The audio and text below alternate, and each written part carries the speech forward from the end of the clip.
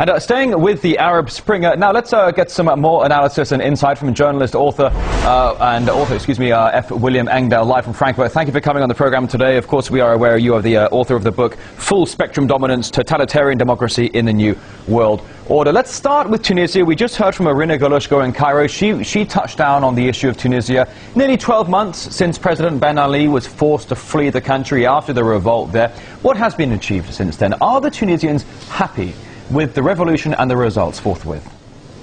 Well, quite obviously the Tunisians are not happy. The economy is a disaster since the uprisings a year ago.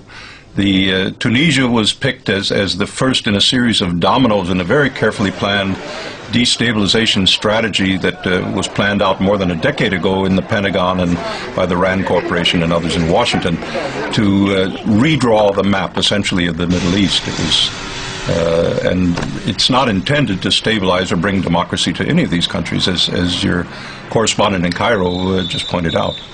Now, Egypt, as you referred to Irina Galushko there, Egypt saw the second Arab Spring revolt that deposed President Mubarak. That was back in February. Elections are underway, but the protests resumed again this month with more lives being lost. Why is there still so much anger, and why is the anger still causing so much violence?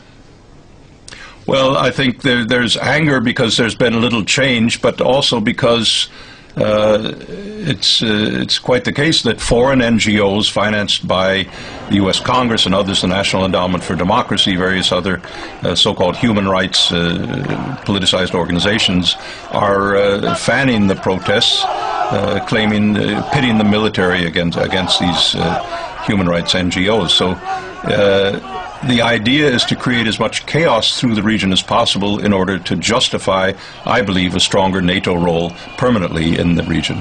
When you talk about NATO, let's now turn our attention to that of Libya. Libya saw the deadliest uprising with a civil war that reportedly left tens of thousands dead. Gaddafi, as we all know, among them. NATO weighing in with airstrikes causing civilian casualties. Is there peace at last for the Libyan people? What can they look forward to for 2012?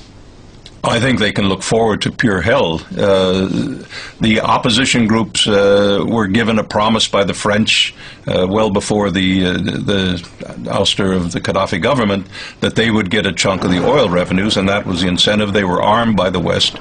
And now Libya is being converted, according to the latest information, into a giant NATO aircraft carrier, if you will. And the Libyan oil is being used as a bargaining chip with Japan and others. Hillary Clinton has promised Libyan oil, reportedly in return for Japanese reducing its intake of Iranian oil and putting financial pressure on Iran. So we can see what the game is in Libya is not about democracy or Libyan welfare. It's about using that to militarize the entire Eurasian landmass.